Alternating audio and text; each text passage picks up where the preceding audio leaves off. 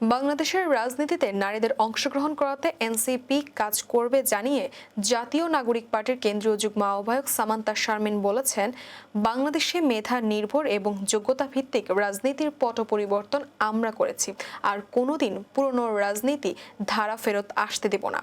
এখন বাংলাদেশের মেয়েদের সামনের সারিতে আনা যায়, সেজন্য এনসিপি কাজ করবে। সোমবার সন্ধ্যায় চট্টগ্রাম প্রেস ক্লাবের জুলাই স্মৃতি হলে আয়োজিত এক আলোচনা সভায় তিনি এই মন্তব্য করেন।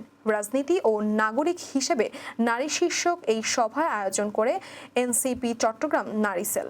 সভায় আরও বক্তব্য রাখেন এনসিপি কেন্দ্রীয় যুগ্ম আহ্বায়ক সরোয়ার তুষার, তাসনুভা জেরিন এবং উত্তরাঞ্চলের সংগঠক রাসেল আহমেদ।